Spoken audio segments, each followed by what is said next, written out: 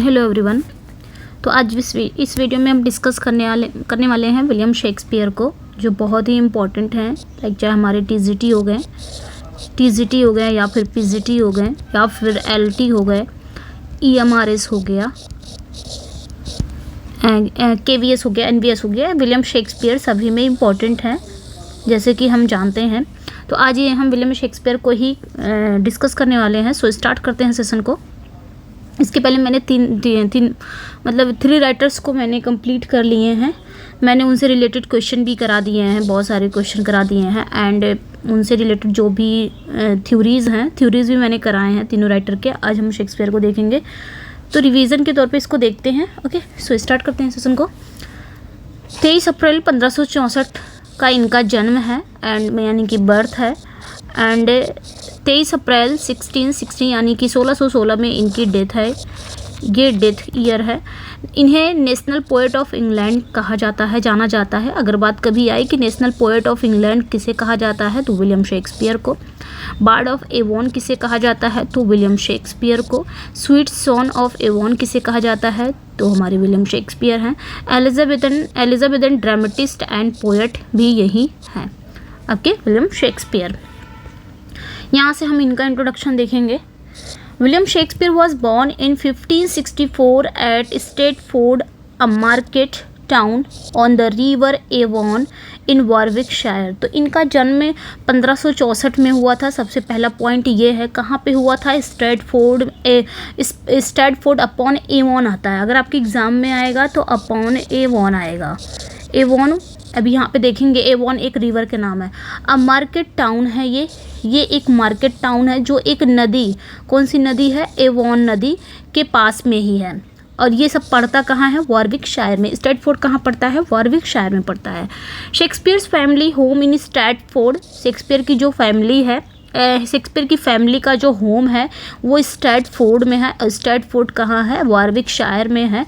और ये जो स्टैटफोर्ड पड़ता है, ये कहाँ पे पड़ता है? एक रिवर के पास पड़ता है, एक मार्केट टाउन है, और उस रिवर का नाम क्या है? एवॉन। इसलिए स्टैटफोर्ड अपॉन एवॉन आता है। तो शेक्सपियर की फैमिली का जो होम है वो स्टैटफोर्ड में है, जिन्हें हम न्यू प्लेस कहते हैं। तो शेक्सपियर का जो घर है उसे हम न्यू प्लेस के नाम से जानते हैं। ये क्वेश्चन आया भी था, ये इंपॉर्टेंट है। नेक्स्ट जो रूल है यहाँ पे, नेक्स्ट जो फैक्ट है यहाँ पे, ओके। तो विलियम शेक्सपियर का जन्म 1564 में वॉरविकशायर में एवॉन नदी के किनारे एक मार्केट है, एक बाजार शहर है, स्टैटफोर्ड में हुआ था। और यहाँ अगला जो है वो स्टैटफोर्ड में ही शेक्सपियर के पारिवारिक घर के न्यू प्लेस कहा जाता है। स्टैटफोर्ड में ही शेक्सपियर की फैमिली को क्या कहा जाता है? न्यू प्लेस कहा जाता है, यानी कि उनके घर को, शेक्सपियर की फैमिली के घर को न्यू प्लेस कहा जाता है। He was the eldest son and the third of 8 children of John Shakespeare, a Glover and Mary Arden। तो जॉन शेक्सपियर इनके फादर का नेम है, एंड मैरी आर्डन इनकी मदर का नेम है। तो ये वह जॉन शेक्सपियर, जो कि जॉन शेक्सपियर क्या थे? एक ग्लवर थे, यानी कि ग्लव्स बनाने वाले थे। वो जॉन शेक्सपियर जो कि एक ग्लवर हैं, और मैरी आर्डन के सबसे बड़े बेटे, और 8 बच्चों में तीसरे नंबर पे थे ये। 8 बच्चे इनके थे, 8 बच्चों में ये तीसरे नंबर पे थे, ये ध्यान रखना है। नेक्स्ट 1 पे आते हैं। Shakespeare married Anne Hathaway when he was 8 years his senior। तो यहाँ पे बात क्या हो रही है? शेक्सपियर ने एनी हैथवे से शादी कर ली थी, और ऐसा कहा जाता है वो 6 मंथ प्रेग्नेंट भी थी उनसे जब उन्होंने शादी किया था। और ये भी बात हो रही है कि वो 18 साल के थे। कौन? शेक्सपियर 18 साल के थे, और ये इनसे 8 साल बड़ी थी एनी हैथवे। ये आपने ध्यान रखना है, ओके। शेक्सपियर जब इनसे शादी किए थे तो शेक्सपियर की एज कितनी थी? 18, और इनकी एज ये 8 साल उनसे बड़ी थी, ये ध्यान रखना है, ठीक है। Shakespeare and Anne Hathaway had 3 children together a son. तो शेक्सपियर और एनी हैथवे को कितने बच्चे थे? तो 3 चिल्ड्रन थे। और ऐसा कहा जाता है जब इन्होंने इनसे शादी की थी एनी हैथवे से, तो ये 6 मंथ प्रेग्नेंट थी। तो इनकी फर्स्ट डॉटर जब हुई थी, उन्हीं का नाम था सुसैना। और इनके 3 चिल्ड्रन थे। एक इनका बेटा था जिनका नाम था हैमनेट, जो 1596 में इनकी डेथ हो गई थी, हैमनेट की, इनके बेटे की। और इनकी 2 डॉटर्स थी, सुसैना एंड जूडिथ। तो सबसे बड़ी बेटी यही थी, सुसैना ही थी सबसे बड़ी बेटी थी। हैमनेट और जूडिथ ये दोनों ट्विंस थे, ये ध्यान रखना है। नेक्स्ट वन, एडुकेशन, आगे बात हो रही है। Education at Stratford School was based on Latin grammar, rhetoric and composition. To speak English was forbidden in upper forms. अगला यहाँ पे क्या कहा जा रहा है कि जो व्याकरण था, यानी कि स्ट्रैटफोर्ड स्कूल में शिक्षा लैटिन पर आधारित थी। किस पे? लैटिन ग्रामर पर आधारित थी, लैटिन व्याकरण पर आधारित थी। और रिटोरिक एंड कंपोजिशन, यानी कि अलंकार और रचना। To speak English was forbidden in upper forms, यानी कि ऊपरी तौर पर अंग्रेजी बोलना भी वर्जित था, वहाँ पे मना था। ऊपरी तौर पर भी अंग्रेजी बोलना वहाँ पे वर्जित था, ये ध्यान रखना है, मना था। ओके, ऑन 23 अप्रैल 1616, यानी कि 23 अप्रैल 1616 में इनकी डेथ हो जाती है। He was buried in the chancel of Holy Trinity, Stratford. तो 23 अप्रैल 1616 में इनकी डेथ हो जाती है और इन्हें स्ट्रैटफोर्ड के ही होली ट्रिनिटी चैंसल में दफनाया जाता है। ये भी आपने ध्यान रखना है, होली ट्रिनिटी स्ट्रैटफोर्ड की चांसल में इन्हें दफनाया भी जाता है, तो ये आपने ध्यान रखना है। There before 1623 his monument was erected, और यहाँ पे क्या कहा जा रहा है कि वहाँ से पहले 1623 में उनका स्मारक भी बनाया गया था। कब? 1623 में, ये ध्यान रखना है, उनका मोनूमेंट बनाया गया था, इरेक्ट किया गया था। आगे देखेंगे, Shakespeare penned a curse for his grave, daring anyone to move his body from the final resting place. अगला जो फैक्ट है, यहाँ पे क्या कहा जा रहा है कि शेक्सपियर ने उनकी कब्र के लिए एक अभिशाप लिखा था। शेक्सपियर ने अपनी कब्र के लिए एक कर्ज लिखा था, पेंड किया था, और किसी को भी अपने शरीर को अंतिम विश्राम स्थल से हटाने की हिम्मत की थी कि उनके शरीर को वहाँ से हटाया ना जाए, ऐसे किसी की हिम्मत ना हो। उन्होंने अपने ग्रेव पे ये एक कर्ज, एक अभिशाप लिखा था। क्या लिखा था? हिज एपिटैफ वॉज, उनका एपिटैफ पे क्या लिखा था? Good friend for Jesus, shake forbear. मतलब यहाँ पे क्या कहा जा रहा है कि जो जीसस हैं, जीसस की खातिर अच्छा दोस्त, सहनशील। To dig the dust enclosed here, यहाँ जो, ठीक है, यानी कि good friend for Jesus, shake forbear, यानी कि जीसस की खातिर मेरे अच्छे दोस्त। To dig the dust enclosed here, यहाँ पे जो डिग है, यहाँ पे जो गड्ढा है, इसे इनक्लोज करने की हिम्मत मत करो। मतलब जीसस की खातिर, कहते नहीं, ईश्वर के खातिर यहाँ पर जो डस्ट है, जो डिग है, उस गड्ढे को इनक्लोज्ड मत करो। आगे क्या कहा जा रहा है, ये भी इसी में है, ब्लेस्ड बी द मैन, और उस आदमी को वो ब्लेस कर रहे हैं, उस आदमी को वो धन्य बोल रहे हैं, मतलब आशीर्वाद दे रहे हैं। दैट स्पेयर्ड दीज स्टोन, जो इन पत्थरों को नहीं हटाता है, मतलब धन्य है वो मनुष्य जो इन पत्थरों को बचा लेता है। And cursed be he that moves my bone, और उस आदमी को वो अभिशाप दे रहे हैं, शापित है वो जो मेरे हड्डियों को हटा देता है। ये चीज़ें ये अपने एपिटैफ पे लिखे रहते हैं शेक्सपियर। ओके, इम्पॉर्टेंट है वो। नेक्स्ट देखेंगे, on his death Shakespeare made several rights to various people but left his property to his daughter Susanna. तो यहाँ पे क्या कहा जा रहा है कि अपने डेथ पर शेक्सपियर ने अलग अलग, मतलब विभिन्न लोगों को कई अधिकार दिए, बहुत सारे सेवरल राइट्स दिए अलग अलग लोगों को अपने डेथ पर। लेकिन उन्होंने अपनी जो प्रॉपर्टी है ना, उन्होंने अपनी प्रॉपर्टी अपनी बेटी सुसैना को ही दिया। ये भी इम्पोर्टेंट हो जाता है, उन्होंने अपनी प्रॉपर्टी अपनी बड़ी बेटी सुसैना को दिया। नेक्स्ट फैक्ट पे आते हैं। नेक्स्ट फैक्ट क्या कहा जा रहा है, the only mention of his wife in Shakespeare's own will is. आगे यहाँ पे क्या कहा जा रहा है कि अपनी वाइफ के लिए उन्होंने सिर्फ एक ही चीज़ मेंशन किया है। अब शेक्सपियर ने अपनी वसीयत में उनकी पत्नी का एकमात्र क्या उल्लेख है, उन्होंने मेंशन किया है।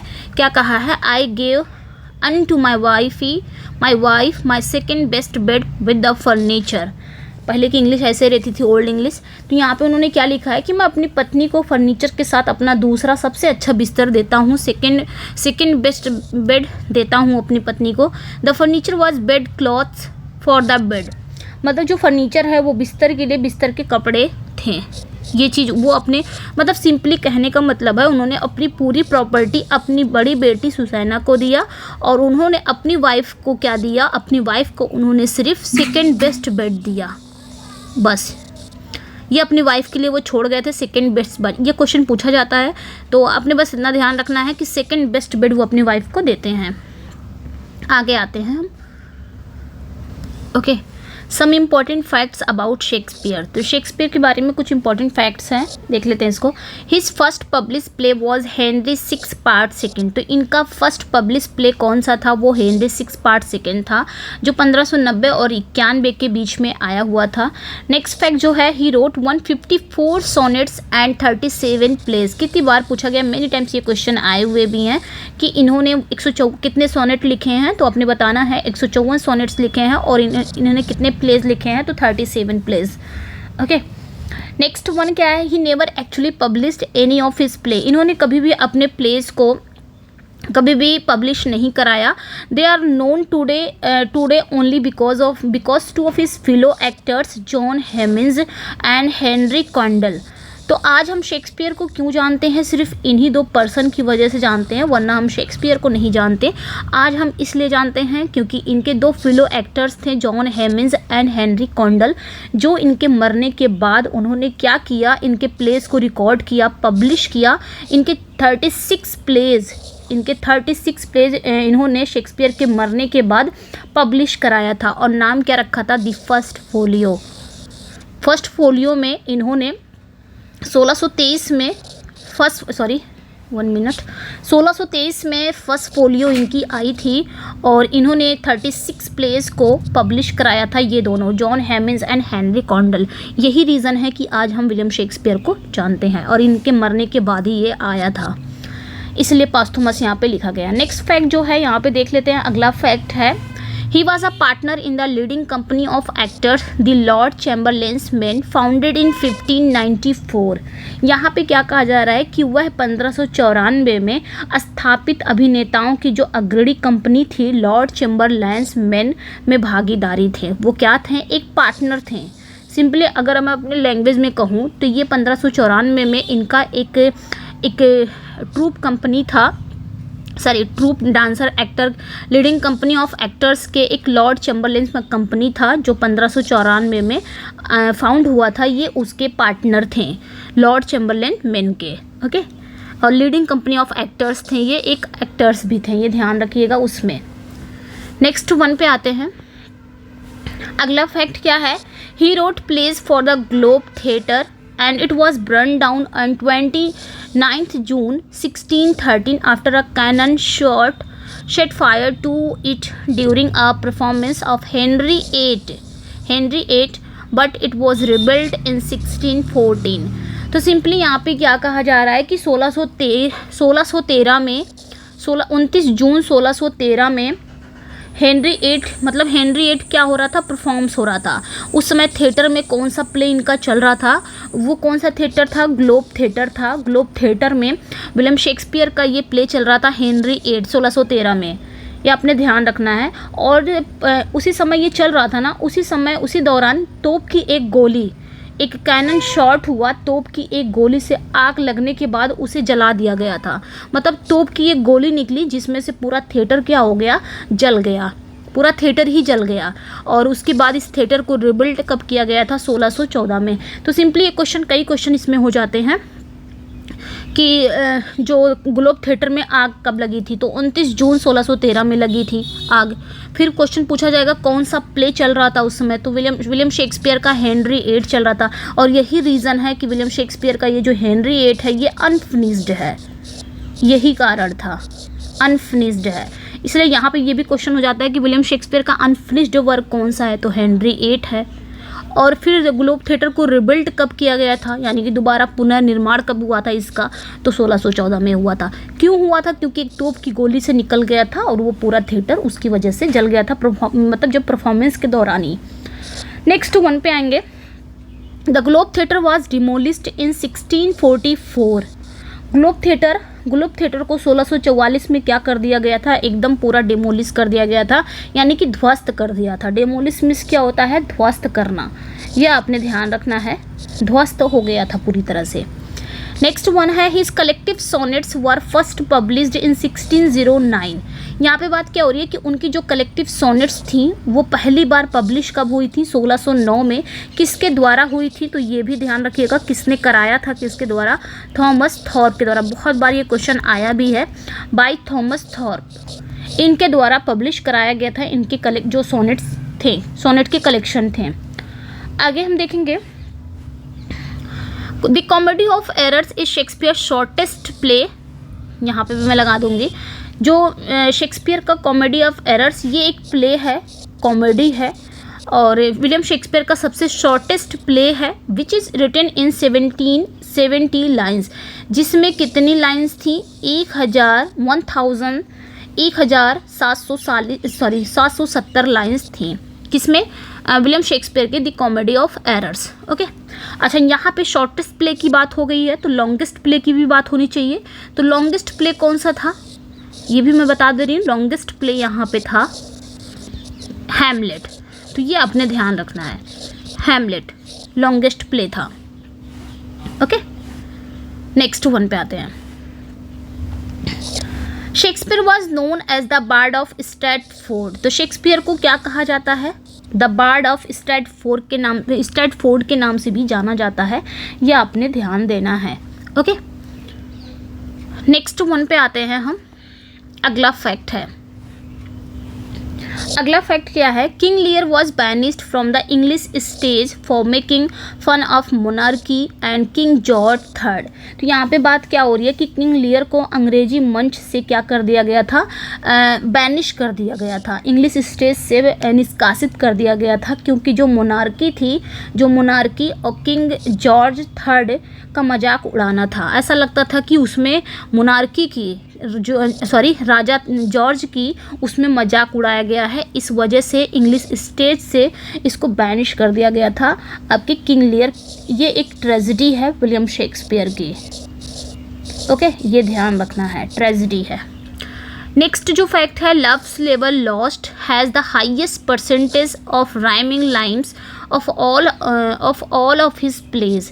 तो ये आपने ध्यान देना है कि जो लव्स लेवल लॉस्ट है, ये आपने ध्यान रखना है कि जो लव्स लेवल लॉस्ट है, लॉस्ट का प्रतिशत सबसे ज़्यादा है, सबसे ज़्यादा हाईएस्ट परसेंटेज किसकी है, लव्स लेवल लॉस्ट की। किसमें, राइमिंग लाइन की अगर बात पूछी जाए कि विलियम शेक्सपियर का कौन सा ऐसा प्ले है जिसमें राइमिंग लाइन की सबसे ज़्यादा परसेंटेज किसकी है, तो लव्स लेवल लॉस्ट की है, उनके सारे प्लेजों में से, ये ध्यान रखना है।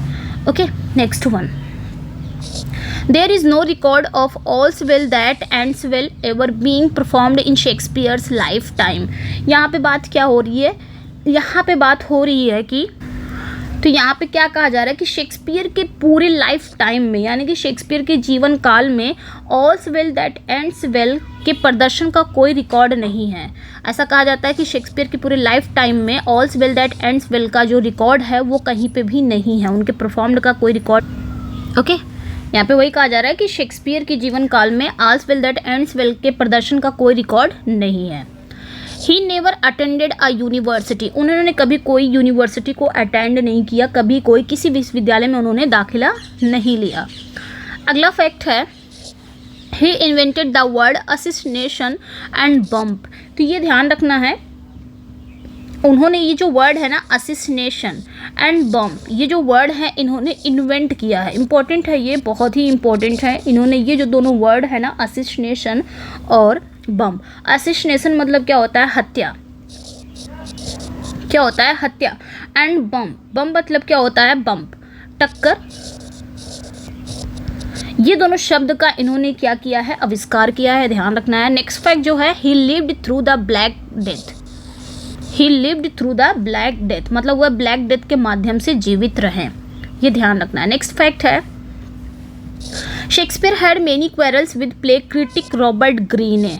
यहाँ पे बात क्या हो रही है कि शेक्सपियर का जो प्ले है, शेक्सपियर का नाटक, वो जो क्रिटिक हैं रॉबर्ट ग्रीन के साथ कई बार झगड़ा हुआ था। यानी कि शेक्सपियर का जो नाटक है, शेक्सपियर का जो प्ले है, वो समीक्षक रॉबर्ट ग्रीन के साथ कई बार झगड़ा हुआ था। मेनी क्वेरल्स हुआ था इनका, क्रिटिक थे रॉबर्ट ग्रीन से। दी फर्स्ट रिकॉर्डेड रेफरेंस, यही रॉबर्ट ग्रीन से इनका हुआ था, तभी तो इन्होंने एक पैम्फलेट में लिखा था, अपने पैम्फलेट में इन्होंने अपस्टार्ट क्रो कहा था विलियम शेक्सपियर को। तो सबसे पहले रॉबर्ट ग्रीन ही वो पर्सन है जिन्होंने विलियम शेक्सपियर को क्रिटिसाइज किया था, अपस्टार्ट क्रो कहा था। Beautified our figures, the first recorded reference to Shakespeare written by theatre critic Robert Greene 1592 was an upstart crow beautified with our feathers। देखिए आ गया नीचे यहाँ पे, तो यहाँ पे बात हो रही है कि शेक्सपियर का पहला रिकॉर्ड किया गया जो रेफरेंस था वो क्या था इनके द्वारा, यानी जो रॉबर्ट ग्रीन के द्वारा इन्होंने शेक्सपियर के लिए पहला रिकॉर्ड किया गया एक रेफरेंस था जो 1592 में इन्होंने दिया था अपने पैम्फलेट में। क्या लिखा था? Upstart crow beautified with our feathers, ये इन्होंने विलियम शेक्सपियर को कहा था। ठीक है, ओके, कि एक नौसिखिया कौवा जो हमारे ही पंखों से अपनी उड़ान भर रहा है, ये इन्होंने 1592 में इनका एक पैम्फलेट आया था, उसमें इन्होंने लिखा था, सबसे पहले इन्होंने लिखा था। नेक्स्ट वन है has instance of suicide and unlucky 13 times in his works. तो ये भी बहुत इंपॉर्टेंट हो जाता है कि इनके वर्क में कितनी बार जो सुसाइडल हुआ है वो 30 टाइम्स हुआ है, ये आपने ध्यान रखना है। कितनी बार? 30 टाइम्स। ओके, तो 13 टाइम्स इनके प्ले में सुसाइडल हुआ है, ये चीज़ इसमें बताया जा रहा है कि इनके कार में सबसे ज़्यादा आत्महत्या कितनी बार हुई है, तो 13 बार हुई है, ये ध्यान रखना है, 13 बार। नेक्स्ट वन पे आएंगे हम। ओके, 13 बार मतलब सुसाइड दिखाया गया है। जैसे कि हम देखेंगे हैमलेट में, थोड़ा सा यहाँ पे जानेंगे। हैमलेट में हम किसको देखते हैं? तो ओफीलिया सुसाइड करती है ना, ओफीलिया सुसाइड करती है, ड्राउंड हो जाती है। वहीं पे मैकबेथ में देखते हैं, मैकबेथ में अगर देखते हैं तो लेडी मैकबेथ सुसाइड कर लेती है, लेडी मैकबेथ। और फाइनली हम किस में देखते हैं? एंटनी एंड क्लोपेट्रा में, ये दोनों ही सुसाइड कर लेते हैं, एंटनी एंड क्लोपेट्रा ये दोनों ही सुसाइड कर लेते हैं। और वहीं पे 5 टाइम्स, ये इंपॉर्टेंट है, 5 टाइम्स मतलब 5 टाइम उन्होंने सुसाइड करते हैं। कौन? एंटनी एंड क्लोपेट्रा, जिसमें से एंटनी, क्लोपेट्रा, और एंटनी और क्लोपेट्रा में एंटनी भी करता है, क्लोपेट्रा भी करती है, मार्क करता है, मार्क, ये ध्यान रखना है। चार्मियान करता है, चार्मियान, एंटनी और क्लोपेट्रा में चार्मियान करता है, एंड एरोस करता है, इसको आप एरोस पढ़ोगे, इरास, और इरास करता है। इतने सुसाइडल होते हैं। ओके, ओथेलो में जो आपने देखना है, ओथेलो में। ओके, तो एक सीरियल वाइज से अगर 13 टाइम्स दिखाया गया है तो 13 टाइम्स सबसे पहले हम देखेंगे सुसाइड। 30 मतलब 13 बार शेक्सपियर के प्ले में सुसाइड दिखाया गया है। जैसे कि देख सकते हैं हम रोमियो एंड जूलियट में, रोमियो एंड जूलियट दोनों ही सुसाइड कर लेते हैं। रोमियो एंड जूलियट दोनों ही लीड जो कैरेक्टर होते हैं वो सुसाइड कर लेते हैं। और वहीं पे देखेंगे जूलियस सीजर में हम देखेंगे तो ब्रूटस है, कैसियस है, इसको हम अगले में पढ़ेंगे। ओके, ब्रूटस है एंड कैसियस है एंड पोर्सिया, ये तीनों ही जूलियस सीजर में क्या करते हैं? कमिट कर लेते हैं सुसाइड। ओथेलो में हम ओथेलो को देखते हैं, जो लीड कैरेक्टर है ओथेलो ही मेन प्रोटैगनिस्ट है, वो खुद सुसाइड कर लेता है। हैमलेट में ओफीलिया को देखते हैं, मैकबेथ में लेडी मैकबेथ को देखते हैं, और एंटनी एंड क्लोपेट्रा में हम क्या कर देखते हैं कि एंटनी भी कर लेता है, क्लोपेट्रा भी, मार्क भी, चार्मियान भी, एरोस। तो ये पूरा मिला के 13 टाइम्स हो जाते हैं जो सुसाइड करते हैं। तो ये इंपॉर्टेंट हो जाता है। ओके, आगे हम देखेंगे अगला फैक्ट जो है, none of his plays were acted out by women. तो यहाँ पे कहने का मतलब है कि इनके जो शेक्सपियर का जो प्ले है ना, इनके प्ले में कोई भी वुमेन ने एज ए वुमेन प्ले नहीं की हैं। सारे ही मेल थे, फीमेल कोई नहीं थी। सब मेल ही क्या कर रहे थे? एज ए फीमेल बन के वो फीमेल बनते थे। मेल ही फीमेल का काम उसमें किए हैं, कोई भी फीमेल इसमें काम नहीं की है विलियम शेक्सपियर के वर्क में, ये ध्यान देना है। नेक्स्ट फैक्ट पे आते हैं हम। अगला फैक्ट जो है, Shakespeare was buried in the Holy Trinity Church में इन्हें दफनाया गया था in the Stratford upon Avon में, and is believe to have died on his birthday, और ऐसा माना जाता है वो अपने बर्थडे के दिन ही उनकी डेथ हो गई थी। नेक्स्ट फैक्ट जो है, Shakespeare performed in many of his own plays, और ये भी माना जाता है कि शेक्सपियर, और ये भी कहा जाता है कि शेक्सपियर ने अपने प्लेज में, उन्होंने अपने ही प्लेज में, बहुत सारे प्लेज में उन्होंने परफॉर्म्ड किया था, ऐसा भी कहा जाता है। ठीक है, और ये भी कहा जाता है कि उन्हें, ये तो कहा जाता था कि वो अपने बर्थडे के दिन, और ये भी कहा जाता था उन्हें बरीड जो किया गया था वो 2 डेज आफ्टर 2 डेज, 2 दिन बाद ही बरीड किया गया था। 2 डेज, ये ध्यान रखना है उनको, 2 दिन के बाद ही उन्हें बरीड किया गया था, आफ्टर 2 डे। ओके, ये आपने ध्यान रखना है। आगे हम देखेंगे आगे क्या कहा जा रहा है। मतलब शेक्सपियर ने अपने कई प्लेज में उन्होंने परफॉर्म्ड किया था, ये भी ध्यान रखना है। व्हेन शेक्सपियर वाज अलाइव, जब शेक्सपियर जीवित थे, जब शेक्सपियर जिंदा थे, the town was called Stafford, तब इनके टाउन को क्या कहा जाता था, ओनली स्टैटफोर्ड कहा जाता था, लेकिन जब उनकी डेथ हो गई तब जाके स्टैटफोर्ड अपॉन एवॉन कहा जाता था, पहले नहीं। जब ये जीवित थे ना तब सिर्फ स्टैटफोर्ड कहा जाता था, स्टैटफोर्ड अपॉन एवॉन नहीं कहा जाता था। ओके, नेक्स्ट वन पे आते हैं। नेक्स्ट फैक्ट जो है, Shakespeare was baptised when he was born, जब वो पैदा हुए थे तो उन्हें वो बैप्टिस्ट थे, उन्हें बैप्टिस्ट कराया गया था, यानी कि वो एक बैप्टिस्ट हैं, but was a Roman Catholic when he died. जब वो पैदा हुए थे वो एक बैप्टिस्ट थे, लेकिन जब उनकी डेथ हो गई तो वो एक रोमन कैथोलिक थे, ये ध्यान रखना है, ये फैक्ट इंपॉर्टेंट है ये फैक्ट। ओके, नेक्स्ट फैक्ट जो है, the motto of the Globe theatre was टोटस मुंडस एज इट हिस्टोरियनम ऑल द वर्ल्ड्स स्टेज। यहाँ पे बात क्या हो रही है कि ग्लोब थिएटर का एक आदर्श वाक्य था, एक आदर्श वाक्य क्या था, टोटस मुंडस था। क्या था, टोटस मुंडस था, जिसमें एगिट हिस्टोरियनियम यानी कि दुनिया के सभी मंच, ये था इसका ग्लोब थिएटर का एक मोटो था, ये ध्यान रखना है। नेक्स्ट फैक्ट पे आते हैं हम। नेक्स्ट फैक्ट, अगला फैक्ट क्या कह रहा है, अगला फैक्ट कह रहा है कि Shakespeare wrote King John in the same year his son died. तो शेक्सपियर ने किंग जॉन उसी साल लिखा जिस साल उनके बेटे हैमनेट की डेथ हुई थी, ये आपने ध्यान रखना, उनके बेटे हैमनेट की डेथ हुई थी, हैमनेट की डेथ हुई थी उसी साल इन्होंने किंग जॉन लिखा था। नेक्स्ट वन जो फैक्ट है, last play he wrote was Two Noble Kinsmen. इन्होंने अपना लास्ट प्ले लिखा था टू नोबल किंग्समैन था इनका लास्ट प्ले इन्होंने लिखा था Two Noble Kinsmen. Next one है, there is documentary proof that Shakespeare was baptized on 26 April 1564। तो यहाँ पे क्या कहा जा रहा है कि इस बात के दस्तावेजी प्रमाण है, डॉक्यूमेंट्री प्रूफ है कि शेक्सपियर को बैप्टाइज कब किया गया था, 26 अप्रैल 1564 में। ऐसा कहा जाता है कि जन्म के 3 दिन बाद किया जाता है, इसीलिए इनको ना इनका बैप्टाइज ये प्रूफ है, डॉक्यूमेंट्री प्रूफ है, और इनके बैप्टाइज से ही 3 दिन पहले यानी कि 23 अप्रैल को इनका जन्म हुआ, ऐसा आंकड़ा लगाया जा रहा है। हालांकि उनके जो बर्थ डेट है, उनकी बर्थ डेट का कोई पता लता नहीं है, लेकिन इनकी बैप्टाइज जो डेट है इससे ही पता किया जा रहा है कि बैप्टाइज कब किया जाता है, जन्म के 3 दिन बाद किया जाता है। तो इनका हुआ था बैप्टाइज 26, तो 3 दिन पहले 23, ऐसे लगाया जा रहा है। And scholars believe that in keeping with the tradition of the time, और कहा जाता है, विद्वानों का मानना है कि उस समय की जो परंपराओं को ध्यान में रखते हुए he would have been baptised when he was 3 days. अभी मैंने बताया वही चीज़ यहाँ पे है, meaning Shakespeare was probably born on, वही चीज़ यहाँ पे बताया गया है कि विद्वानों का मानना था कि उस समय की परंपरा जो थी, परंपराओं को ध्यान में रखते हुए ये कहा जाता था कि जब वह 3 दिन के थे यानी कि तब उनका बैप्टाइज हुआ था, जिसका अर्थ ये कि शेक्सपियर का जन्म पॉसिबिलिटी प्रोबेबली यही है कि इसी दिन हुआ था, यानी कि 23 अप्रैल को हुआ था, ऐसा माना जाता था उस समय। नेक्स्ट फैक्ट पे आते हैं हम। शेक्सपियर हैड 7 सिबलिंग्स, तो इनके 7 भाई बहन थे। सबसे पहले जॉन थे, जिनका जन्म डेट है यानी कि 1569 में हुआ था। दूसरे नंबर पे मार्गरेट हैं, इनका जन्म हुआ था। तीसरे नंबर पे गिलबर्ट हैं, और चौथे नंबर पे हैं जॉन, और 5वें नंबर पे हैं एक दूसरे जॉन है, ये भी जॉन है, ये दूसरा जॉन है, और 5वें नंबर पे हैं आपके एनी।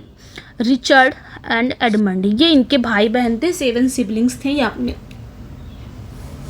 आपने ध्यान रखना है। ओके, नेक्स्ट वन पे आते हैं हम, अगला फैक्ट पे। One of Shakespeare's relatives on his mother's side, William Arden, was arrested by plotting against Queen Elizabeth I, imprisoned in the Tower of London and executed। यहाँ पे बात क्या हो रही है कि शेक्सपियर की जो माँ थी, शेक्सपियर की माँ की ओर से उनके रिश्तेदारों में से एक विलियम आर्डन को खिलाफ साजिश रचने के आरोप में गिरफ्तार किया गया था। महारानी एलिजाबेथ प्रथम जो थी उनको टावर में कैद लंदन और फांसी दे दी गई थी, ये ध्यान रखना है। ठीक है, यानी कि ये इनकी माँ की साइड कोई विलियम शेक्सपियर की रिलेटिव्स थी जिनका नाम था विलियम आर्डन। ये इनके माँ की साइड की कोई रिलेटिव्स थी, इनके ननिहाल के साइड की, और कोई रिलेटिव्स थी विलियम आर्डन। इनको अरेस्ट कर लिया गया था, क्यों? क्योंकि इन्होंने क्वीन एलिजाबेथ फर्स्ट के खिलाफ प्लॉटिंग की थी, एक जालसाजी की थी, और जिन्हें जेल भी गया था, मतलब इन्हें जेल भेज दिया गया था, और बाद में इन्हें tower of London and execute कर दिया गया था। ये ध्यान रखना है आपने। ओके, चलिए आगे बढ़ते हैं। नेक्स्ट वन फैक्ट जो है, there is evidence that he played the role of ghost in Hamlet and Adam in As You Like It. तो ये एविडेंस है, ये प्रूफ है कि उन्होंने घोस्ट का रोल, हैमलेट में घोस्ट का रोल किसने किया है? विलियम शेक्सपियर ने किया। ये ध्यान रखना है, विलियम शेक्सपियर ने किया है। ठीक है, हैमलेट में घोस्ट का रोल किसने किया है? विलियम शेक्सपियर में। और एज यू लाइक इट में एडम का रोल किसने किया है? तो ये भी हमारे शेक्सपियर ने ही किया था, ये एविडेंस है। नेक्स्ट फैक्ट पे आते हैं हम। नेक्स्ट फैक्ट अगला क्या कह रहा है? During his life Shakespeare performed before queen Elizabeth first and later before James first, who was an enthusiastic pattern of his work.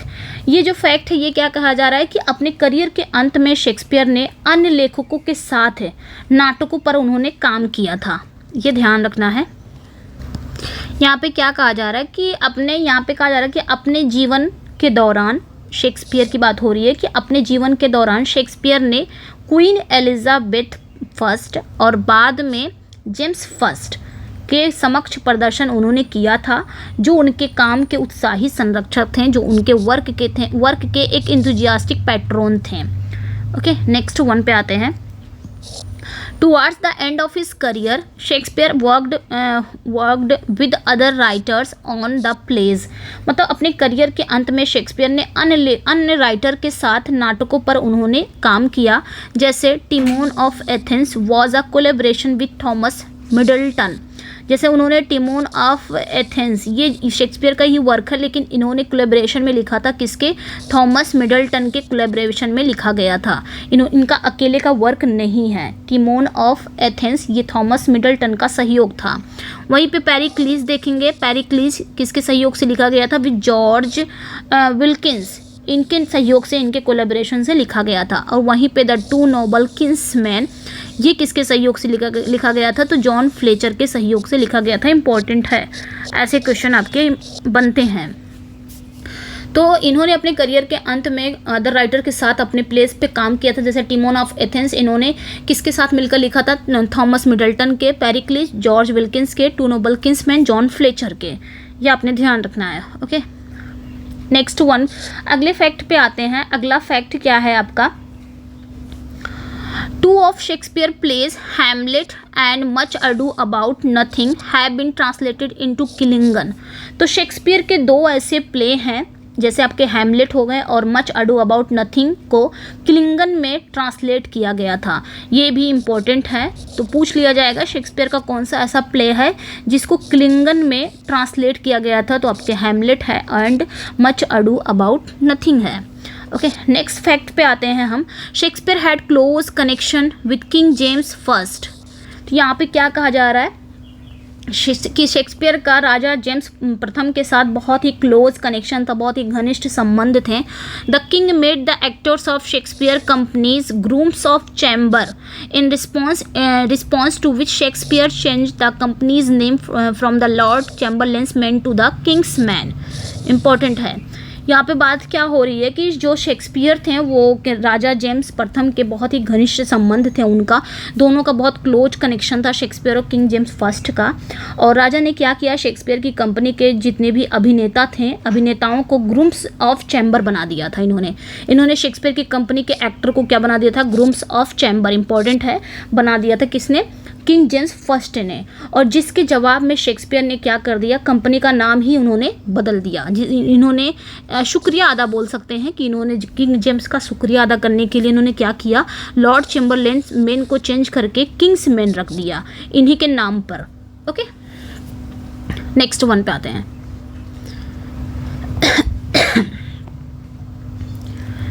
अगला फैक्ट जो है आपका, अगला फैक्ट है rumour has it that poet John Keats was so influenced by Shakespeare. अफवाह है, rumour है, अफवाह यह है कि जो पोएट थे जॉन कीट वो शेक्सपियर से इतने प्रभावित थे that he kept a bust of the bard beside him while he wrote hoping that Shakespeare would spark his creativity. मतलब ये र्यूमर है कि जो कवि थे जॉन कीट्स वो शेक्सपियर से इतना प्रभावित थे कि वह लिखते समय अपने पास बार्ड की एक प्रतिमा रखते थे। मतलब बार्ड किसे कहा जाता है, विलियम शेक्सपियर को। शेक्सपियर की एक मूर्ति रखते थे अपने सामने और इस उम्मीद में कि शेक्सपियर उनकी रचनात्मक को क्या कर देंगे, जगाएंगे, उनकी क्रिएटिविटी को क्या कर देंगे, उसमें स्पार्क भर देंगे। ओके, ऐसा कहा जाता था कि जॉन कीट्स जब अपनी रचना लिखते थे तो शेक्सपियर की मूर्ति को सामने रख के, और उनको लगता था, इस आशा में वो लिखते थे कि शेक्सपियर इसमें मेरी क्रिएटिविटी में स्पार्क भर देंगे। चलिए आगे आते हैं। आगे क्या कह रहा है, Shakespeare is believed to have influenced to the English language by coining certain words. यहाँ पे क्या कहा जाता है कि ऐसा माना जाता है कि शेक्सपियर ने कुछ शब्द गढ़कर अंग्रेजी भाषा को प्रभावित किया है। जैसे कौन कौन से शब्द उन्होंने गढ़े हैं, इसको भी देख लेते हैं। ओके, तो देखते हैं कौन कौन से वर्ड्स इन्होंने क्वाइन किए हैं। जैसे कि फैशनेबल, ये वर्ड इन्होंने ट्रॉलिस एंड क्रेसिडा में क्वाइन किया है। सेंटिमोनियस, ये वर्ड्स इन्होंने मेजर फॉर मेजर में क्वाइन किया है। Eyeball, Midsummer Night Dream में क्वाइन किया है। Lacklustre, As You Like It में। एंड द एक्सप्रेशंस, और कुछ एक्सप्रेशंस हैं, कुछ अभिव्यक्ति हैं, जैसे फॉरगॉन, कंक्लूजन, ये ओथेलो में है। इन द पीकल, ठीक है, in the pickle, Tempest, wild goose chase, ये रोमियो एंड जूलियट में है। एंड वन फेल स्वूप, ये मैकबेथ में इन्होंने क्वाइन किए हैं। तो ये कुछ प्रोमिनेंट इनके वर्ड हैं जो इन्होंने क्वाइन किए थे, तो ये आपने ध्यान रखना है। ओके, ये चीज़ें आपने ध्यान रखनी है, उन्होंने कौन कौन से वर्ड्स को क्वाइन किए थे। आगे हम बढ़ते हैं कोट्स अबाउट शेक्सपियर। तो कुछ कमेंट हैं जो अलग अलग राइटरों ने उन पे किए हैं, तो इसको भी देख लेते हैं, जो कि बहुत ही इम्पॉर्टेंट हो जाते हैं ये हमारे लिए। ओके, ये विलियम शेक्सपियर को किसने क्या क्या कहा है, तो ये हम देख लेते हैं। The greatest genius that perhaps human nature has yet produce our myriad minded Shakespeare. ऐसा किसने कहा कि सबसे महान प्रतिभा जिसे शायद मानव ने अभी तक निश्चित रूप से उत्पन्न किया है, हमारा असंख्य दिमाग वाला शेक्सपियर। ऐसा किसने कहा है, तो एस.टी. सैमुअल टेलर कॉलरिज ने कहा है। कहाँ पे, बायोग्राफिया लिटरेरिया में कहा है, जो इनका 1817 में इनका वर्क था। इसमें इन्होंने विलियम शेक्सपियर की तारीफ की है। नेक्स्ट वन पे आएंगे। He was the man who of all modern and perhaps ancient poets had the largest and most comprehensive soul। ये किसने कहा है कि वह ऐसे व्यक्ति थे जिनके पास सभी आधुनिक और शायद प्राचीन कवियों में सबसे बड़ी और सबसे व्यापक आत्मा थी वो। ऐसा किसने कहा है, जॉन ड्राइडन ने कहा। कहाँ पे कहा उन्होंने, इनका एक वर्क है एसे ऑफ ड्रामेटिक पोसी, जो कब आया था, 1668 में आया था। इसमें इन्होंने शेक्सपियर की तारीफ की है। ओके, इसको देखेंगे। Shakespeare and Ben Jonson compared, यहाँ पे शेक्सपियर और बेन जॉनसन की कंपेयर हो रही है, इसको देख लेते हैं। ओके, कंपेयर, क्या कंपेयर हो रही है, यहाँ पे क्या हो रहा है, कहा जा रहा है, ये इसी में है, जॉन ड्राइडर की an essay of dramatic पोएजी, Shakespeare and Ben Jonson compared. यहाँ पे क्या हो रही है, if I would compare him, यहाँ पे जॉनसन की बात हो रही है, ठीक है। यहाँ पे हिम किसको कहा गया है, जॉनसन को, कि अगर मैं अगर मैं उनकी तुलना शेक्सपियर अगर मैं उनकी तुलना शेक्सपियर से करूँगा, I must acknowledge him to more correct poet but Shakespeare the greater wit. यहाँ पे बात क्या हो रही है कि अगर मैं उनकी तुलना शेक्सपियर से करूँगा तो मुझे उन्हें अधिक सही कवि मानना होगा, बट आगे क्या कहा जा रहा है, बट शेक्सपियर को अधिक बुद्धिमान होना चाहिए। ऐसा किसने कहा है? जॉन ड्राइडन ने कहा अपने वर्क में, उन्होंने कहा है, ये ध्यान रखना है। और यहाँ पे किसकी बात हो रही है? जॉनसन की बात हो रही है कि अगर मैं उनकी तुलना, यानी कि अगर मैं जॉनसन की तुलना शेक्सपियर से करूँगा तो मुझे उन्हें अधिक सही कवि मानना होगा, लेकिन शेक्सपियर को अधिक बुद्धिमान होना चाहिए। ऐसा किसने कहा है? जॉन ड्राइडन ने कहा है। नेक्स्ट वन पे आते हैं। Dante and Shakespeare divide the modern world, between them there is no third. यहाँ पे बात क्या हो रही है कि जो डांटे हैं और शेक्सपियर हैं, इन्होंने क्या किया है, डांटे और शेक्सपियर आधुनिक दुनिया को अपने बीच में बांटते हैं और कोई तीसरा नहीं है। मतलब उन्होंने क्या किया है, मॉडर्न वर्ल्ड को उन्होंने बांट दिया है, कोई तीसरा पोएट इसमें नहीं है, डांटे और शेक्सपियर ही है। ऐसा किसने कहा है? टी.एस. एलियट ने कहा है। ये इनका फ्रॉम सेलेक्टेड एसे वहाँ पे इन्होंने कहा है, ध्यान रखिएगा इसको। नेक्स्ट वन पे आते हैं। अगला फैक्ट क्या है? He was not of an age for all time. बहुत इंपॉर्टेंट है कि वो एक एज के नहीं हैं, वो हर एज के हैं, ऐसा बेन जॉनसन कहते हैं। कहाँ पे कहते हैं?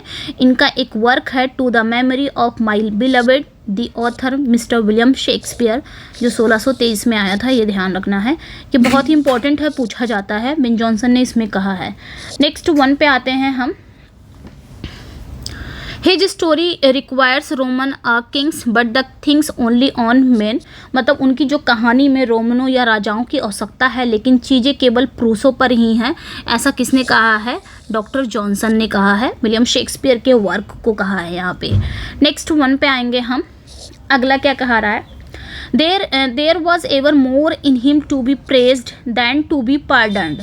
ये यहाँ पे क्या बात हो रही है कि ये बेन जॉनसन कहते हैं Timber or Discoveries made upon men and matter. इनका एक वर्क है जो 1641 में आया था। ये इन्होंने शेक्सपियर को कहा है।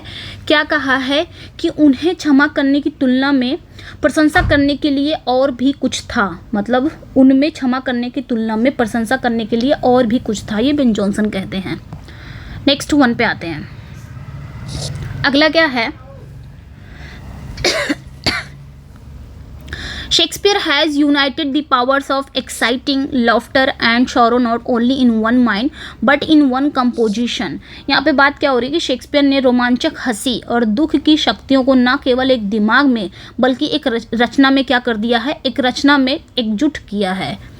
Almost all his plays are divided between serious and ludicrous characters and they are sometimes produce sorrow and sometimes laughter। आगे क्या कहा जा रहा है कि उनके लगभग सभी नाटक गंभीर और हास्यास्पद कैरेक्टर के बीच विभाजित हैं और वे कभी दुख और कभी हंसी पैदा करते हैं। ऐसा किसने कहा है?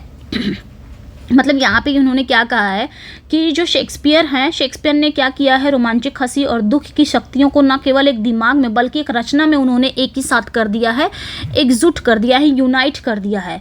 और उनके लगभग सभी जितने भी नाटक हैं वो गंभीर हैं और कैसे हैं? लूडिक्रस हैं, यानी कि हास्यास्पद है, कॉमेडी है। और जो क्या किए हैं? कैरेक्टर के बीच क्या हो गया है? विभाजित हो गया है, बांट दिया उन्होंने, डिवाइड कर दिया है। और वो कैरेक्टर क्या करते हैं? वो कभी कभी क्या करते हैं? कभी वो दुख और कभी हंसी पैदा करते हैं। ऐसा किसने कहा है? शैमुअल जॉनसन ने कहा the plays of William Shakespeare. इनका एक वर्क है the plays of William Shakespeare, preface है, ये ध्यान रखना है, उसमें इन्होंने कहा है। नेक्स्ट वन पे आते हैं। नेक्स्ट वन पे आते हैं। For their is an upstart crow beautified with our feathers. अभी हमने पढ़ा यहाँ पे, क्योंकि यहाँ पे क्या कर रहा है कि एक नौसिखिया कौवा है जो हमारे ही पंखों से अपनी उड़ान भर रहा है। That with his tiger's heart wrapped in a player's hide suppose he is as well able to bombast out of blank words, यानी कि blank words as the best of you and being an absolute Johannes factotum is in his own conceit only shake seen in courtesy। ऐसा यही है। First ऐसे ये writer थे Robert Greene, जिन्होंने अपने पैम्फलेट ग्रोथ्स वर्थ ऑफ विटे में, इनका एक पैम्फलेट है, यही इनका पैम्फलेट है, ये आपने याद रखना है, ये इनका पैम्फलेट है। ये इनका पैम्फलेट है, ये आपने याद रखना है, जो 1592 में आया था। इसमें इन्होंने विलियम शेक्सपियर को अप स्टार्ट करो ब्यूटिफाइड विद आवर फीदर्स कहा है। ये पूरा पूछ लिया जाता है, इतना ही। और इन्होंने tigers heart wrapped in a player's hide ये भी कहा है, इतना ही पूछ लिया जाता है। ये पूरा इन्होंने कहा है, विलियम शेक्सपियर को ही कहा है, लेकिन इसमें से पूछा जाता है यही दोनों पूछ लिया जाएगा, ये दोनों। ओके, ये ध्यान रखना है।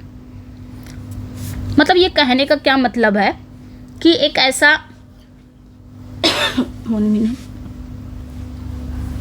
ऐसा नौसिखिया कौवा है जो हमारे ही उड़ान से, हमारे ही पंखों से अपनी उड़ान भर रहा है। ठीक है, अपनी ही उड़ान ये भर रहा है, ये चीज़ें इन्होंने कही है। और अपने टाइगर्स हार्ट के साथ एक खिलाड़ी के हाइड में लिपटा हुआ है। ये मानता है कि वो अपने आप में बहुत ज़्यादा सर्वश्रेष्ठ है, बहुत ही सर्वश्रेष्ठ के रूप में एक खाली कविता को उछालने में सक्षम है। मतलब उसके अंदर इतना गुण है कि वो एक रूप में खाली कविता को उछालने में सक्षम है। अब पूर्ण जोहान्स फैक्टोटम होने के नाते अपने दम में केवल शिष्टाचार में शेक्सीन है, ऐसा इन्होंने विलियम शेक्सपियर को कहा है। चलिए आगे बढ़ते हैं। I keep saying Shakespeare you are as obscure as life is. ये बात कह के मैं कहता रहता हूँ शेक्सपियर, और आप उतने ही अस्पष्ट हैं जितना कि जीवन है, आप उतने ही ऑब्सक्योर हैं जितना कि लाइफ है, उतना ही आपको समझना आसान नहीं है जितना कि लाइफ को। मैथ्यू अर्नोल्ड जी कहते हैं लेटर टू आर्थर ह्यू क्लफ में। कितनी अच्छी लाइन है ये, बहुत अच्छी लाइन है। नेक्स्ट वन पे आते हैं हम।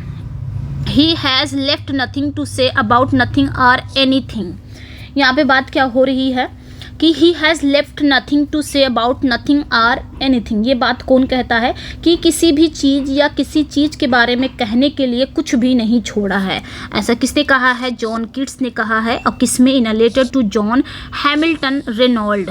उन्होंने एक पत्र लिखा था, जॉन हैमिल्टन रेनॉल्ड के पत्र में उन्होंने लिखा है। ओके, नेक्स्ट वन पे आते हैं।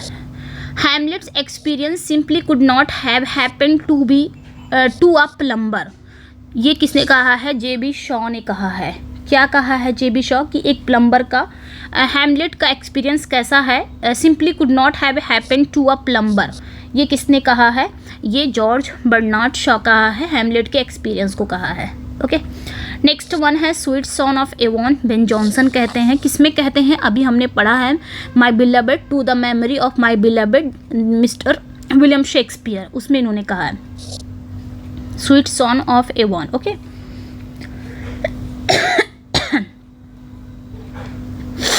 आगे क्या है? When I read Shakespeare I am struck. मतलब जब मैं शेक्सपियर को पढ़ता हूँ, I am struck with wonder that such trivial people should muse and thunder in such lovely language. यहाँ पे बात क्या हो रही है कि जब मैं शेक्सपियर को पढ़ता हूँ तो मुझे आश्चर्य होता है कि ऐसे तुच्छ लोगों को इतनी प्यारी भाषा में चिंतन और गर्जना करनी चाहिए। ऐसा कौन कहते हैं? D.H. लॉरेंस कहते हैं। किसमें?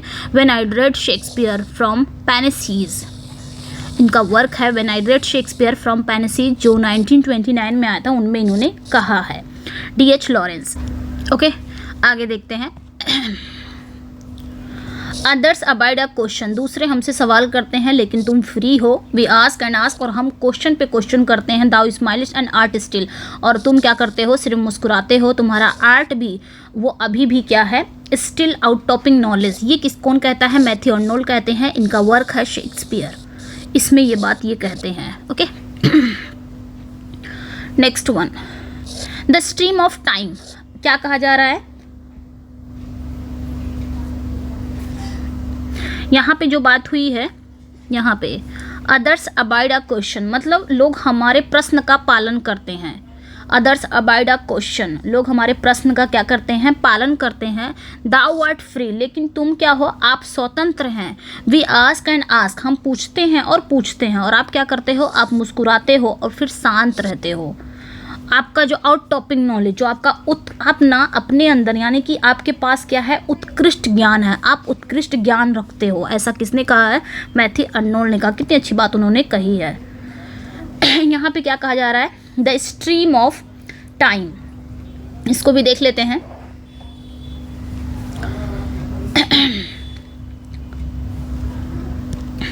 द स्ट्रीम ऑफ टाइम यानी कि समय की धारा, which is continually washing the dissoluble fabrics of other poets. मतलब जो लगातार अन्य कवियों के घुलनशील कपड़ों को धो रही है। Passes without injury by the adamant of Shakespeare, और चोट के बिना गुजरती है शेक्सपियर के एडामेंट द्वारा। ऐसा कौन कहता है? सैमुअल जॉनसन कहते हैं, वही है preface to works of Shakespeare में।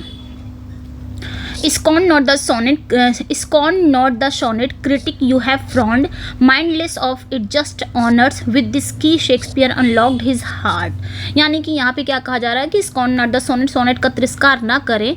जो क्रिटिक हैं, आपने क्या किया है, इसके उचित सम्मान की परवाह ना करते हुए आगे क्या कहते हैं, विद दिस की, इसकी से शेक्सपियर ने अपने हृदय को खोल दिया, अपने दिल का ताला खोल दिया है। ऐसा विलियम वर्ड्सवर्थ कहते हैं स्कॉर्न नॉट द सोनेट में। इनका एक वर्क है स्कॉर्न नॉट द सोनेट, उसमें ये विलियम शेक्सपियर को कहते हैं। यहाँ पे की का मतलब क्या होता है? विलियम शेक्सपियर का जो सोनेट है, उन्होंने 154 जो सोनेट लिखे हैं, उस सोनेट में उन्होंने क्या किया है, अपने दिल को खोल दिया है, अपनी दिल की बातें बता दी है। ऐसा कौन कहता है? विलियम वर्ड्सवर्थ कहते हैं। ओके आगे हम देख लेते हैं। And so spultured in such pomp dost lie that kings for such a tomb would wish to die। ये जॉन मिल्टन जी कहते हैं, ऑन शेक्सपियर इनका वर्क है, ऑन शेक्सपियर में ये लाइनें कहते हैं। ओके आगे हम देखेंगे। Shakespeare led a life of allegory, his works are the comments on it. यानी कि यहाँ पे बात क्या हो रही है? Shakespeare led a life of allegory, Shakespeare ने कैसे जीवन जिया? शेक्सपियर ने एक एलिगरी के रूप में जीवन जिया। His works are the comments on it, और उनका जो रचनाएं हैं, उनके जो वर्क्स हैं, इस पर एक कमेंट है। ऐसा किसने किया है? जॉन किट्स ने कहा है उसी में, in a letter to George and Georgiana Keats में। ओके तो ये हो गया इनके इम्पॉर्टेंट वर्क, इनके इम्पॉर्टेंट कोट्स हो गए हैं। अब यहाँ पे हम देखेंगे important works of Shakespeare, plays by order of composition, poems and publications, date इनकी हैं, और compiled from the Oxford Shakespeare S Wells and G Taylor, the dates of early plays are. देखते हैं इनके वर्क्स को।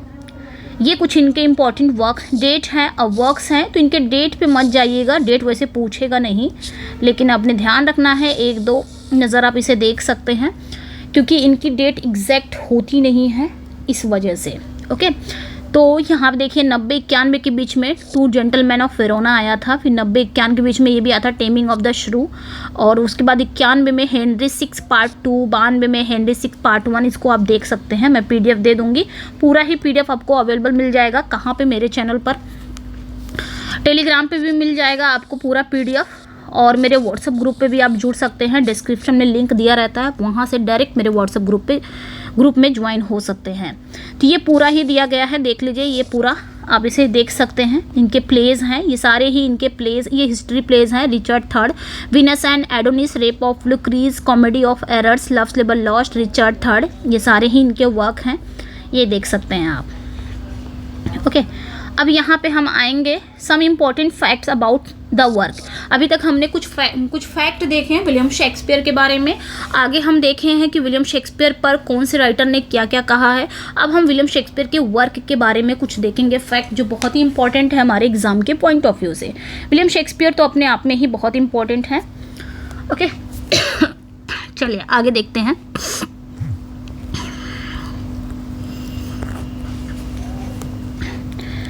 लव्स, पहला पॉइंट क्या है वर्क्स के बारे में है, loves Labour lost is a satire. Loves Labour lost क्या है? एक सटायर है, ये एक प्ले है इनका, और ये एक सटायर है ऑन द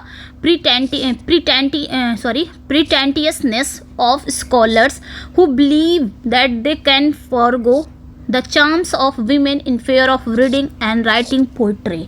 मतलब लव्स लेबर लॉस्ट उन कविता पढ़ने विद्वानों का दिखावा है जो मानते हैं कि वे पढ़ने और लिखने के पक्ष में महिलाओं के आकर्षण को त्याग सकते हैं, क्योंकि इसमें दिखाया गया है कि हम पढ़ने के चक्कर में, हम अपने पढ़ने लिखने के चक्कर में महिलाओं के आकर्षण हमारे ऊपर कुछ भी प्रभाव नहीं डालेगा। हम महिला को देखेंगे नहीं, न महिला से शादी करेंगे, इतने दिन तक हम अपने आप को एक प्रतिज्ञा लेते हैं, इस प्ले में दिखाया गया। तो ये एक सटायर है, दिखाया जाता है। ओके ये चीज़ें इसमें दिखाई गई हैं लव्स लेबर लॉस्ट में, कि विद्वानों का दिखावा कि जो मानते हैं कि वो पढ़ने और पोइट्री लिखने के पक्ष में महिलाओं के आकर्षण को त्याग दिए हैं। और इस प्ले में एकदम साफ साफ दिखाया गया, जिन्होंने पढ़ा होगा उनको इजीली पता होगा। नेक्स्ट वन पे आते हैं। नेक्स्ट फैक्ट क्या है, Much Ado About nothing was an unusual play because it served lovers, Beatrice and Benedict, who mocked each other in public। तो मच अडू अबाउट नथिंग एक क्या है, एक अनयूजुअल प्ले है, एक असामान्य नाटक था, क्योंकि इसमें जो प्रेमियां हैं, जो लवर्स हैं, बिट्राइस और बेनेडिक्ट को दिखाया गया था, जिन्होंने पब्लिकली क्या किया था, पब्लिकली एक दूसरे का मजाक उड़ाया था। बाद में इन्होंने पब्लिकली एक दूसरे का मजाक उड़ाया था। बाद में इसमें क्या दिखाया गया कि ये दोनों लवर्स हैं, आपस में शादी भी कर लेते हैं, आपस में इनका प्यार भी हो जाता है, और पब्लिकली पहले ये दोनों एक दूसरे का मजाक बनाते हैं। तो ये एक अनयूजुअल प्ले है, असामान्य नाटक है मच अडू अबाउट नथिंग में। नेक्स्ट फैक्ट क्या है, A Midsummer Night Dream. Next fact इनका है, इनके वर्क का, A Midsummer Night Dream was a new kind of play with magic and fairyland showing a world parallel to that of human beings। यहाँ पे क्या कहा जा रहा है कि अ मिडसमर नाइट ड्रीम में जादू और परियों की दुनिया वाला एक नए तरह का नाटक है। ये एक न्यू काइंड ऑफ प्ले है जो मैजिक ऑफ फेरीलैंड से जुड़ा हुआ था, जिसमें इंसानों के समानांतर एक दुनिया दिखाई गई थी। ठीक है, जिसमें इंसानों के बजाय एक और दुनिया दिखाई गई थी, किसकी, मैजिक और फेरी की, मिडसमर नाइट ड्रीम में। ओके, नेक्स्ट फैक्ट पे आते हैं। अगला फैक्ट क्या है, द कॉमेडी ऑफ एरर्स। ये जो विलियम शेक्सपियर का वर्क है, the comedy of Errors, reworks है ये two highly popular comedies of Plautus की एक पॉपुलर कॉमेडीज़ है, जिसमें एम्फिट्रू एंड मैनेचमी ये दोनों कैरेक्टर होते हैं, using two sets of identical twins to create amusing situation. क्या यहाँ पे बात क्या हो रही है कि कॉमेडी ऑफ एरर्स में प्लॉट्स के दो अत्यधिक लोकप्रिय कॉमेडी जैसे कि एम्फिट्रूओ और मैनेचमी पर दोबारा से काम किया गया है, दोबारा से वर्क किया गया है। यानी कि ये प्लेटो का था, एम्फिट्रू एंड मैनेचमी दोनों कैरेक्टर थे, दोनों ट्विंस थे, और उसी तरह विलियम शेक्सपियर ने ही अपने वर्क में कॉमेडी ऑफ एरर्स में रीवर्क कर दिया। इन्होंने भी टू ट्विंस को इसमें डाल दिया, दो समान जुड़वा बच्चों को इसमें उन्होंने यूज़ कर लिया। क्यों, अम्यूजिंग सिचुएशन यानी कि मनोरंजन बनाने के लिए। ओके, नेक्स्ट वन पे आते हैं। 12th night dealt with love but spent a lot of time exploring the eccentric of each person. तो 12th नाइट क्या है, वो प्यार के बारे में बताया गया, लेकिन प्रत्येक व्यक्ति की जो विलक्षणता है, एक्सेंट्रिकसिटी है, की खोज में बहुत ज़्यादा समय बिताया गया है। प्यार के बारे में बताया तो गया है, लेकिन प्रत्येक व्यक्ति की जो एक्सेंट्रिकसिटी है यानी कि जो पागलपन है, उसकी खोज में बहुत ज़्यादा टाइम स्पेंड हुआ है। नेक्स्ट वन पे आते हैं।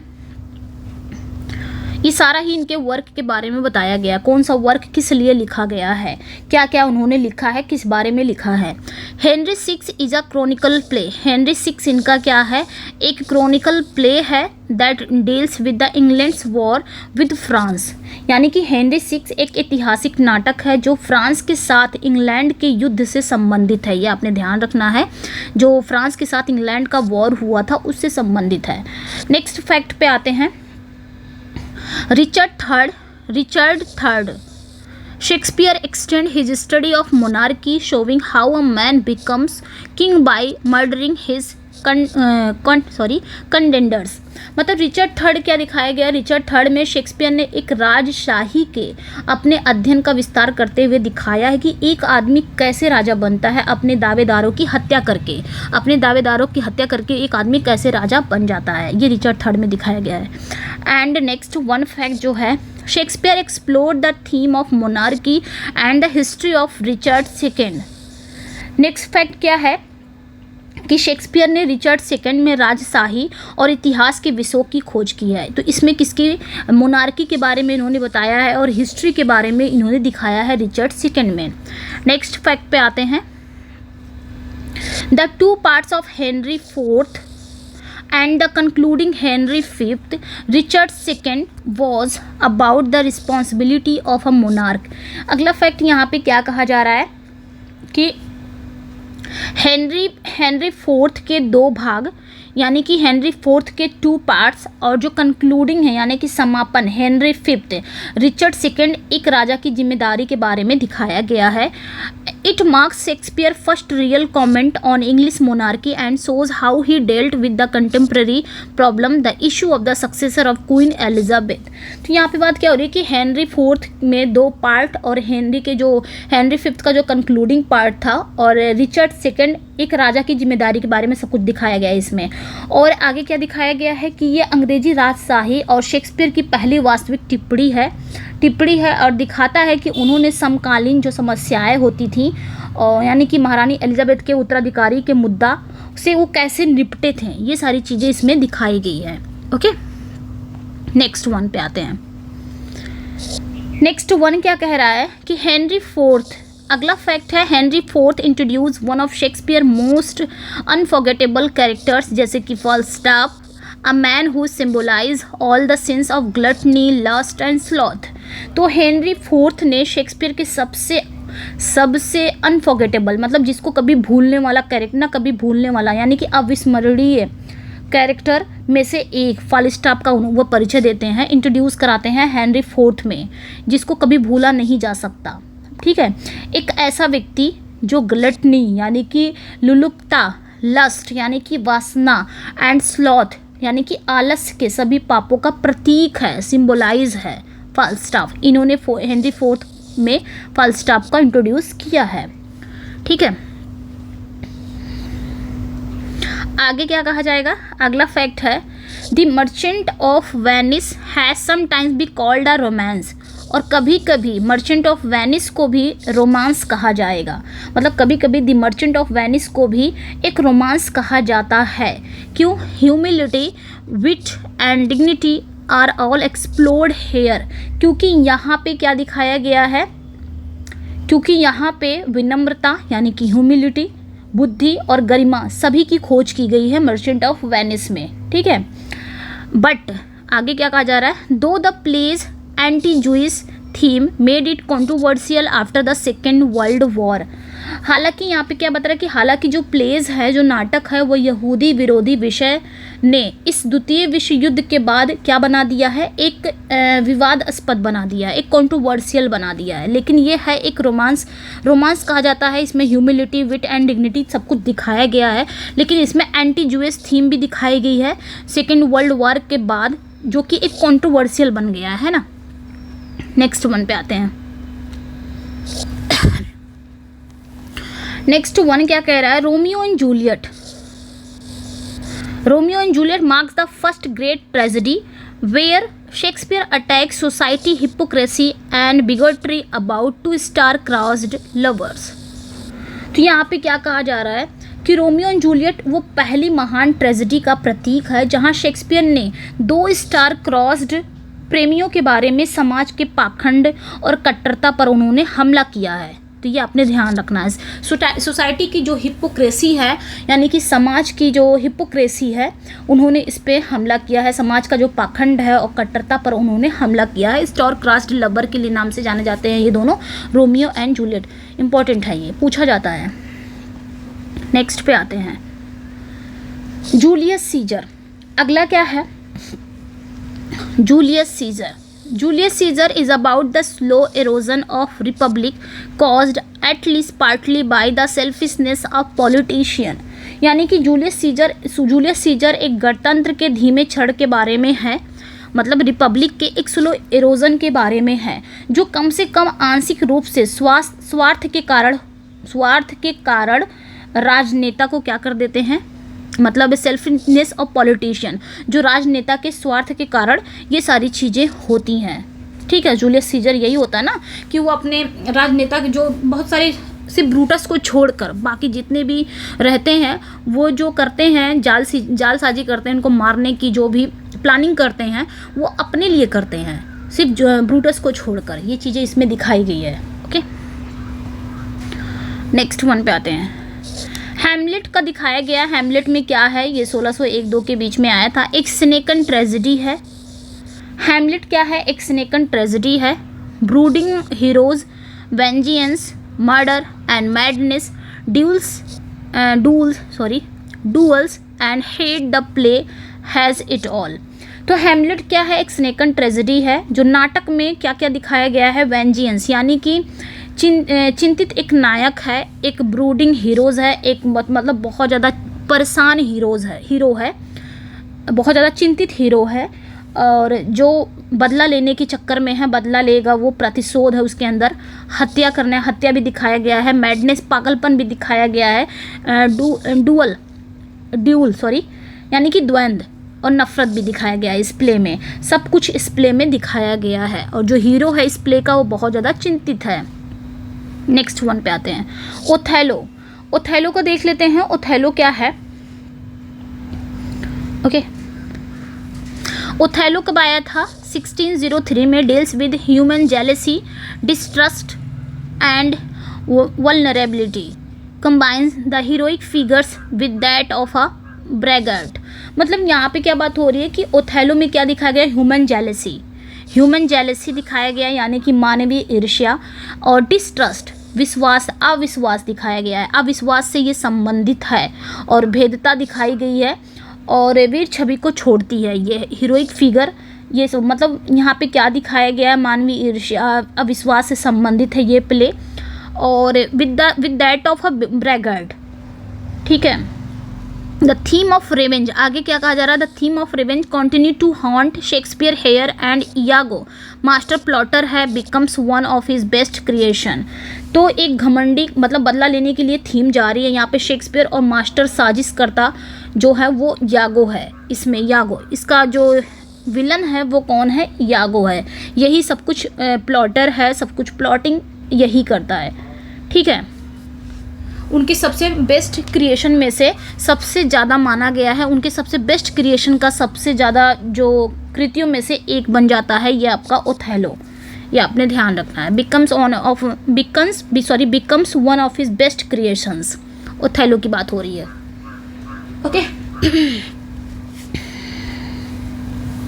मतलब ओथेलो में मानवीय ईर्ष्या दिखाया गया है, अविश्वास से संबंधित है, भेदता दिखाई जाती है, और वीर छवि को छोड़ती है। एक हीरोइक फिगर इसमें छोड़ती है, वो एक घमंडी यानी कि बदला लेने की थीम जारी है इसमें। यहाँ शेक्सपियर का जो मास्टर प्लॉटर है वो कौन है? इयागो है, और इसी कारण ओथेलो सबसे अच्छी रचना बन जाती है। ठीक है। ओथेलो को सबसे अच्छा मतलब इयागो को सबसे अच्छा माना गया है विलन के रूप में। किंग लियर, नेक्स्ट ट्रेजेडी इनकी है किंग लियर, जो 1605 में आती है। Is about the failure of egotistical man who is unable to recognise evil or virtue. तो किंग लियर क्या है? एक अहंकारी व्यक्ति की विफलता के बारे में है, जो बुराई या सद्गुण को पहचानने में बहुत ज़्यादा अनेबल है, असमर्थ है। ओके। नेक्स्ट वन पे आते हैं। मैकबेथ कब आया था? 1606 में आया था। इसमें क्या दिखाया गया? About succession, kingships and the social order. इसमें क्या क्या दिखाया गया? उत्तराधिकार, राजस्व और सामाजिक व्यवस्था के बारे में ये प्ले है। The play details the moral corruption of a man driven by personal ambition into betraying his benefactor. तो इसमें क्या क्या दिखाया गया है? ये जो प्ले है ये व्यक्तिगत महत्वाकांक्षा से प्रेरित है। एक व्यक्ति द्वारा अपने हितैषी को धोखा देने के नैतिक भ्रष्टाचार का विवरण करता है। इसमें सबसे ज़्यादा यही दिखाया गया है कि एक व्यक्ति अपनी महत्वाकांक्षा को इतना हावी कर देता है कि वो सब कुछ कर ले जाता है। अपनी महत्वाकांक्षा, अपनी एम्बिशंस को पूरा करने के लिए वो हर हद पार करने को तैयार है, इस प्ले में दिखाया गया है, और कर भी जाता है वो। ओके, चलिए आगे देखते हैं हम एंटनी एंड क्लियोपेट्रा में। इसको भी देख लेते हैं। एंटनी एंड क्लियोपेट्रा ये आया था। Deals with the dissolving empires and history theme. तो एंटनी क्लियोपेट्रा एक विघटित साम्राज्यों और इतिहास विषयों से संबंधित है। इसमें हिस्ट्री थीम्स हैं, हिस्ट्री के बारे में दिखाया गया है, और एम्पायर्स के बारे में दिखाया गया है। ओके, अगला देखेंगे हम Timon of Athens. Timon of Athens जो है is a caricature of politics in a society where social and personal relations are done on the basis of cash. There are almost no women figure other than prostitutes in the play. तो इसमें क्या दिखाया गया? Timon of Athens एक ऐसे समाज में राजनीति का व्यंग है जहां सामाजिक और व्यक्तिगत संबंध नकदी के आधार पर किए जाते हैं। प्ले में वेश्याओं के अलावा लगभग कोई महिला पात्र नहीं है। इस प्ले में कोई भी विमेन फिगर्स नहीं है, ओनली प्रोस्टिट्यूट के अलावा। Okay, next one the Tempest, बहुत ही इंपॉर्टेंट प्ले है इनका, विलियम शेक्सपियर का। Deals with the theme of colonial domination possession, territory, slavery and love or the central elements in this unusual play. तो Tempest क्या करता है? टेम्पेस्ट डील करता है औपनिवेशिक प्रभुत्व से। टेम्पेस्ट जो है एक कॉलोनियल डोमिनेशन, यानी कि इसमें क्या क्या दिखाया गया? पोजेशन दिखाया गया है, यानी कि कब्जा। टेरिटरी, क्षेत्र दिखाया गया, गुलामी दिखाया गया है। प्रेम के बारे में है, प्रेम और असमान नाटक में एक केंद्रीय, एक सेंट्रल एलिमेंट्स हैं इसमें। ओके, आगे देखते हैं हम। अगला है most of Shakespeare history plays deal with the problems of dynastic succession. तो यहाँ पे क्या कहा जा रहा है कि शेक्सपियर के अधिकांश जो हिस्ट्री प्ले हैं वो नाटक वंशवादी उत्तराधिकार के समस्याओं से संबंधित हैं, डायनेस्टिक सक्सेशन की प्रॉब्लम से संबंधित हैं। His analysis of the monarch and aristocratic classes of England often revealed the human dimensions of great powers, their jealousies, loves and hates. आगे क्या कहा जा रहा है कि इंग्लैंड के जो राजाएं हैं, जो राजाओं हैं और कुलीन वर्गों के उनके विश्लेषण से अक्सर महान शक्तियों का मानवीय आयाम जो है और उनकी जो जेलसीज हैं, उनकी जो प्रेम है और नफ़रत का पता चलता है। इनके हिस्ट्री प्लेस से पता चलता है। इनके हिस्ट्री प्लेस से यही दिखाया जाता है जो इंग्लैंड में जितनी भी पावर्स हैं, उनकी जेलसीज हैं, उनके लव्स हैं, सारा कुछ इसमें दिखाया जाता है। और ये प्ले पढ़ने के बाद हमको पता चलता है कि इंग्लैंड का जो राजनीतिक था वो कैसा था, वहाँ का राजा कैसा था, उनकी पावर्स कैसी थी, उनकी जेलसीज कैसी थी, उनके लव्स कैसे थे, ओके, और उनकी नफ़रत कैसी थी। नेक्स्ट वन पे आएंगे। Shakespeare's early plays are mostly comedy and history. तो शेक्सपियर के जो शुरुआती प्ले हैं वो अधिकतर कॉमेडी हैं और हिस्ट्री पर आधारित हैं। Comedy came easily to Shakespeare. Comedy जो है शेक्सपियर को कॉमेडी आसानी से पसंद आई। Half of his dramatic output is comic. मतलब उनका जो आधा नाटकीय आउटपुट है वो क्या है? कॉमिक ही है। And his earlier critic from Johnson to Johnson prefer to his comedy. और उनके जो पहले के आलोचक हैं जॉनसन से लेकर जॉनसन तक उनकी कॉमेडी को प्राथमिकता दी है। मतलब जॉनसन से लेकर, यानी कि बेन जॉनसन की ये बात हो रही है और ये डॉक्टर जॉनसन की बात हो रही है। इससे मतलब उनसे लेकर जॉनसन से लेकर सभी ने उनकी कॉमेडी को प्रीफर किया है, ये बात हो रही है। ओके, एच वाला जो रहेगा वो डॉक्टर जॉनसन है और जिसमें एच नहीं रहेगा वो बेन जॉनसन है। ओके, तो ये तो हो गए उनके वर्क्स से रिलेटेड हो गए हैं। अगला है list of clowns and fools in Shakespeare plays. तो शेक्सपियर के प्लेज के जो क्लाउन्स और फूल्स हैं ये भी इंपॉर्टेंट हो जाते हैं। फूल्स क्या होते हैं ये इसमें बताया गया है। Fools are usually male and would often wear a distinctive costume of motley particulared cloth, wear a coxcomb on their head, not the belled hood of later tradition but a removable CP, and carry a bauble or carved stick which was often a focus for phylic humour. यहाँ पे बताया जा रहा है कि जो मूर्ख हैं, जो फूल्स हैं, वो आमतौर पर क्या होते हैं? वो मेल होते हैं जो अक्सर क्या पहनते हैं? मोटली क्या होता है? एक रंगीन कपड़ा होता है, एक विशिष्ट पोशाक पहनते हैं और अपने सिर पर एक कॉक्सकॉम्ब रखते हैं। वो कॉक्सकॉम्ब एक पगड़ी जैसा रखते हैं, पहनते हैं। यानी कि जो बहुत पहले परंपरा रहती थी उसमें एक हुड वाला एक टोपी जैसा वो अपने सर पे रखते हैं। ठीक है, यही चीज़ इसमें बताया गया है। और एक इन बाउबल या फिर नक्काशीदार टोपी रखते थे अपने ऊपर। यही चीज़ बताया गया है, उसे ही क्या कहा जाता है? फूल्स कहा जाता है। तो चलिए यहाँ पे आगे देखते हैं। ये इनके फूल्स हैं। फूल हैं टिमोन ऑफ एथेंस के। टिमोन ऑफ एथेंस का जो कॉमिक कैरेक्टर है वो फूल है। ऑटोलेकस विंटरटेल का है। सिटीजन जूलियस सीजर का है। क्लोटन सिम्बलिन का है। क्लाउन ओथेलो का है। क्लाउन टाइटस एंडोनिकस का है। कोस्टर्ड लव लेवर लॉस्ट का है। Dog very much Ado About nothing का है। ड्रोमियो ऑफ यूफिसिस आपके कॉमेडी ऑफ एरर्स का।